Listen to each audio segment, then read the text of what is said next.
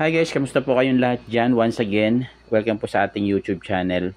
By the way, this is Jim ng Medray Orthotics and Prosthetics Services. Sa video po na ito ay papakita ko or isi-share ko po sa inyo kung paano natin ginagawa yung isang scoliosis brace, which is ito po yung part ng pag-wrapping namin ng polypropylene plastic sa isang positive mold.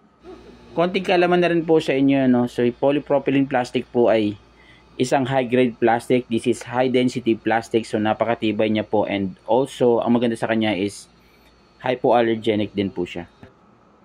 So, at the moment, guys, nakasalang na yung ating plastic sa oven. Ano? So, more or less, siguro nasa 15 minutes na siya.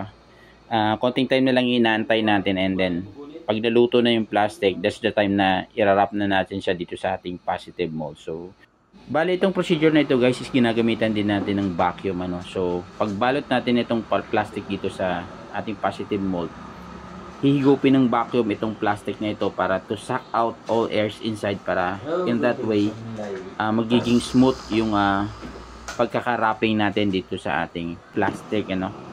So panoorin lang natin hanggang dulo guys para mas lalo nating maintindihan yung ating ginagawa.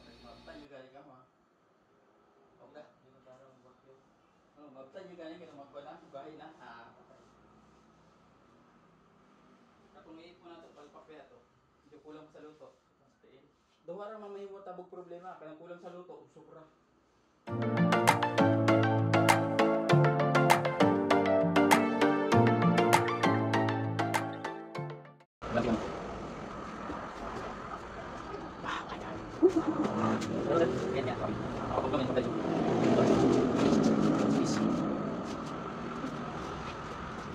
So, bali this time guys is luto na yung plastic natin ano. Ipo-pull out na natin siya dito sa loob ng oven.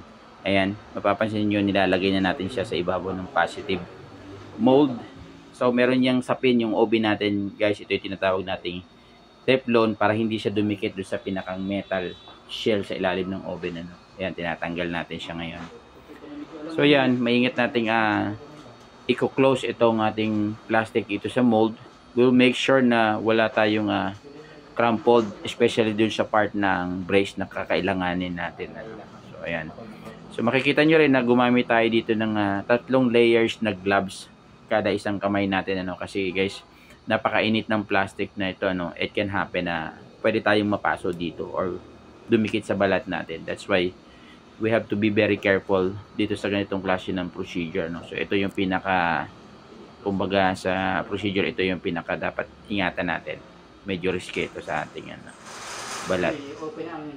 Ayan. So, after that, pagka na-seal na natin lahat yan, na-close na natin, that's the time na bubuksan na natin yung ating vacuum ano, to suck the air inside. Para nga po, like I said, maging smooth yung outcome ng ating plastic para malinis at maganda talaga tignan yung brace natin. Ano? Vacuum no? Ikat sabi, pero bili nila gamay.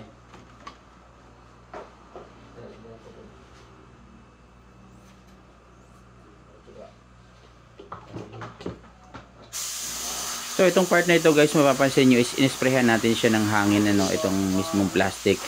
The reason why ginawa natin ito is para agad lumamig itong ating plastic kasi meron tayong cloth or stockinette sa ilalim ng mold, which is dumidikit ito sa plastic kapag pinabayaan lang natin siya na matagal siyang lumamig. Nahihirapan tayong i-separate itong cloth na ito dito sa mismong plastic na, which is kailangan natin itong tanggalin pagka-cutting natin sa brace no?